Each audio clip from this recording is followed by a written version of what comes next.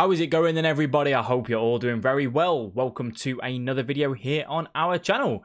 I'm the FIFA analyst. Today I'm going to be talking to you guys about how you can score more goals on FIFA 20 and how to attack post-patch. Been a couple of little changes which I have discussed in a previous video, so if you have missed that, be sure to go and check it out. If you do enjoy this video though, please do let me know down in the comment section. You can also subscribe to the channel, and we do also stream over on twitch.tv/FIFA analyst. That's the best place for you to come over and have a look, ask any questions, all that sort of thing. We do stream every Tuesday, Thursday, Friday, Saturday and Sunday. But let's go ahead and dive straight into it. I'm going to be talking to you about certain individual things with the passage of play. So you can see the situation here. We're coming over onto the left-hand side. We are playing a narrow formation. I want to use the Mendy to bring him over wide. What that's going to do is it's going to cause the opponent's team to switch up and leave a little bit of space in the middle. They're all going to push over to where the ball is. Naturally, that's what happens in football. It can then mean that we have a little bit of space in the middle for our players to move around and find the little pockets, find the little gaps where we can do, which is what we do. Brilliant stuff indeed. Go ahead and grab a goal.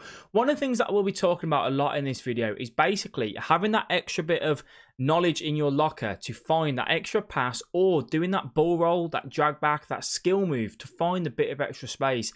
If you are struggling to score goals, I can almost guarantee it's because you're not really doing too much when you're on the ball. You're not being able to dribble, you don't know how to do skill moves, and so on. Make sure you do check out my dribbling tutorial as well, because that will massively help you when it comes to getting some more goals. So this is where it's kind of like situational awareness and spotting what you've got on and what you haven't got on. You can just see here, those two passes out on the top hand side of the pitch are covered by his two defenders.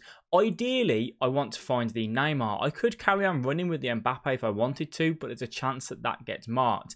Neymar is free if I can find him. Look at that space in behind as well. This is where we're going to use a drag back, which is R1 or RB, and the left stick in the direction that you want to execute. Neymar getting in behind, that's something I will talk about a lot as well for you guys. If you can get in behind that back line, you really need to try and prioritize that as much as possible. Getting into the box and making sure you've got the opportunity to get a shot off.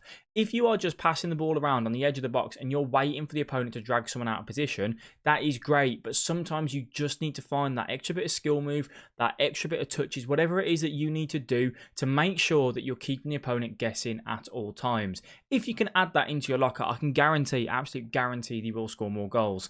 Looking at the back line here, you can just see he's got a solid back defensive four, as you'd kind of want them to be. They are naturally going to drop back as I'm about to approach them on, which then means that my strikers can either try and match them with that and run in behind, but it would also leave a bit of space in behind, space in front of the defenders, because the defenders are naturally going to drop back. We can then look to exploit that space or look for the runners in behind, depending on which way it goes. In this particular case, the running behind didn't arise for us, so we went ahead and used a space in the middle because the midfield weren't really there and his backline had dropped off, which gave us that little bit of room. Even talking about there, the stop and turn, the fake shot followed up by it. The guy did dive in a little bit, but it is one thing there for you as well. So you can just see I don't have too much on in terms of my striker here. Naturally, this guy is going to move over and try and intercept that pass, which means that I can then go ahead and run directly into the goal and then look for the near post. If you see the space, guys, go for it.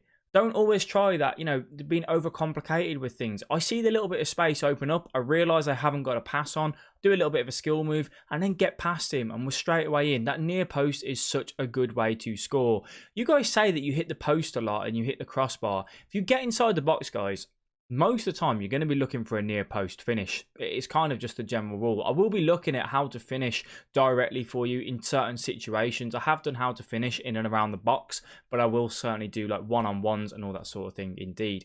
One of the things I talk about a lot in my streams, this is a great opportunity. The guy is running directly onto my attacker. He is defending very aggressive. This is the perfect chance for you to do a first time fake shot. They are absolutely so crucial. I want you guys to add them into your game as much as you possibly can. You can just see square and X straight away followed up from the pass.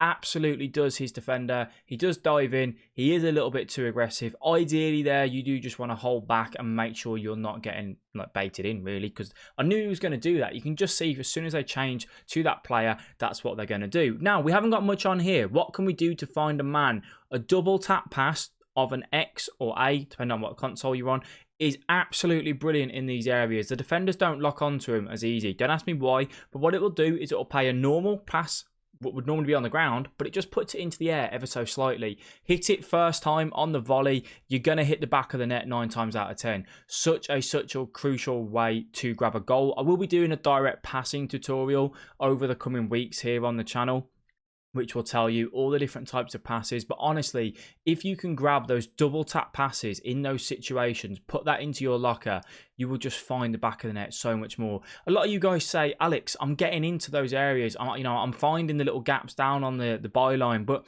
I've never got a man free. They're always marked. As I said, that is where that double tap pass can do absolute bits for you. I do think at the minute, guys, 2 strikers as a formation is very, very helpful, to be honest. It just creates more goals. 4-4-2, 4-1-2-1-2 narrow, whichever one you prefer, you can get a lot of goals from that. 4-2-3-1 is still a viable formation, but having those 2 strikers really, really does help. 4-2-2-2, I'm not a fan of, though. It's one formation that I'm not too keen on. I don't know if you guys like it, but it just kind of doesn't do the job for me, if I am honest with you. So I don't tend to play it. 4-4-2, 4-1-2-1-2 is what I've been using at the minute. 4-2-3-1 is still very good to make sure you are seeing out a game as well. So in this sort of situation here, you can just see that the opponent is directly up for me. He's got a chance to go and cover that near post, which is what a lot of people would tend to do. This is where you have that little bit more composure to say, you're going to think I'm going to go for the near post. Do the opposite. Put yourself into the opponent's mind. What would they do in that situation to defend that? They're always going to try and cover that near post 9 times out of 10. Unless you're up against a very, very good FIFA player where they know you might have that skill move in your locker to get it back on to go for the far post.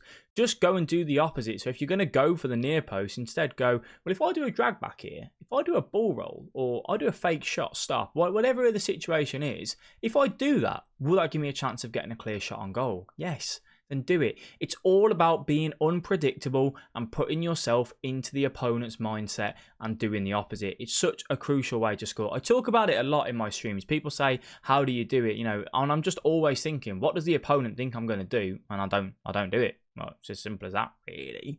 Sounds simple, but yeah, it is hard to execute in the game, if I am honest with you. So when it comes to it as well, one of the things that I will talk to you about, obviously a lot over the coming videos, is moving the ball around quick, right? You can play possession on this game. It can really, really work. It's really hard to press. Really hard to take the ball off someone.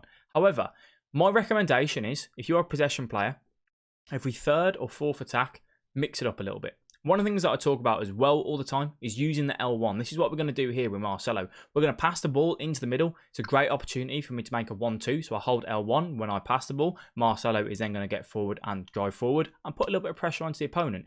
If you are struggling to score goals, those midfielders that you've got, the centre mids, the centre defensive mids, you do realise they can go towards the goal. They can attack, right? They don't just need to sit in front of defence. Use L1, use LB to get them forward. Drive forward with them. Think about real life. Think about some of the best midfielders in the world. The box-to-box midfielders, even your deep line playmakers. Occasionally, they make those darting runs through the middle. They drive the team forward with them. You have to make the opportunity yourself. I found this year on FIFA, attacking AI is very sketchy, to say the least. Sometimes when people play drop back, your attacking AI literally stand there and they get very still and they don't really do too much. That's when it's on you as a FIFA player to go, right, if I play a 1-2 here, I tap L1. If I send a player on a run by tapping L1 in the direction, if I tap R1, RB to tell them to come short, I need to do those things to make sure that the opponent isn't getting their way if they are playing the drop back, and it is all on you as a FIFA player. The game isn't going to do it directly for you. The only thing that, well, not the only thing, but one of the things that obviously the computer does really, really well for you this year is defending, to be honest with you. The little blocks that they make, that sort of thing. So that in the attacking phase, that is where the best players are separated, because it is all on you. You're not just going to have people making these darting runs all the time. Tactics do help, clearly. Players do help. If you've got a Neymar, he's going to make better runs than, I don't know, Jamie Vardy or something. Do you know what I'm saying? So obviously players do play an impact on that as well, but you have just got to try and keep yourselves always making the opponent guessing on what you're doing. I will be doing a skill moves tutorial over the coming weeks as well, but as a whole, to be honest with you guys, just to let you kind of know now, the best things you can learn are a drag back, a ball roll, a first time fake shot, and then I do think a heel to heel can be very effective in certain areas as well. That's one of the things, when you get in on the keeper one-on-one, don't chip it, always ball roll the keeper or fake shot the keeper, whichever one you prefer, take your pick.